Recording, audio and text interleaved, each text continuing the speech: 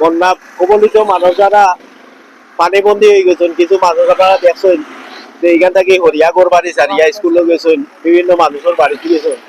Error লাগে যাতে এই মুহূর্তে উদ্যোগটা নিয়েছেন, এটা নিঃসন্দেহে প্রশংসা দাবিদার। আর আমি খালি আমার এলাকাত নাই, আরো আসইন, আমি বিশেষ করে আজকে শাহিন ভাইয়ের অনুরোধ করবো যে দ্বারাটা যাতে অব্যাহত থাকে। এখন বর্ষার সিজন, বিভিন্ন জায়গাত মানুষ পানিবন্দী ওর। আর গতদিনও গিয়া দিয়াইছেন খলিলপুর মনোরমুখী নিয়ে। আমি বাইরে আশা করবো এটা নিঃসন্দেহে এটা প্রশংসার দাবিদার। আরো যারা আছেন আমরা পার্শ্ববর্তী, আমরা ইউনিয়নের ভিতরে বা বাইরে যদি কোনো কারো থাকেন, বাইরেও নিয়া এরা আরো দিতা। এটার লাগে আমি ধন্যবাদ জানাই আমার ওয়ার্ডবাসীর পক্ষ থাকি, শাহিন বাইরে ধন্যবাদ জানাই। দুর্লভপুর হাজিবাড়ির কানাডা প্রবাসী জনাব শাহিন আহমদ আইন গরিব অসহায় মানুষের পাশে দাঁড়াইছেন, বন্যা কবলিত মানুষের পাশে দাঁড়াইছেন, দেখিও ভালো লাগে। আর সবচেয়ে বড় জিনিস হইল মানুষে বড় গিয়া হাতে হাতে চেষ্টা করতাম মানুষের সাহায্য সহযোগিতা করতাম।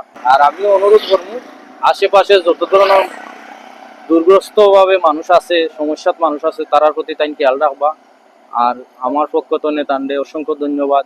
গত 3 দিন যাবত অনেক বৃষ্টি হওয়ার কারণে আমাদের ইউনিয়নের অনেক বানবাসী কবলিত হয়েছেন এবং তাদের উদ্দেশ্যেই আজকের আমার এই সামান্যতম বিরিয়ানি রান্না করিয়া একবেলা তাদের হাতে তুলে দিতে পেরেছি।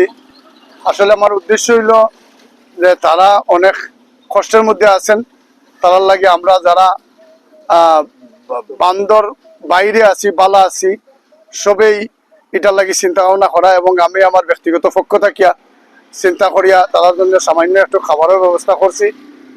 আর আমি কন্টিনিউ এই ব্যবস্থাটা আমি কন্টিনিউ রাখার চেষ্টা করবো, এবং যাদেরকে দিতাম পারছি আমি তার শুক্রিয়া আদায় করাম, যারা আমার এটার লাগে সহযোগিতা করছেন।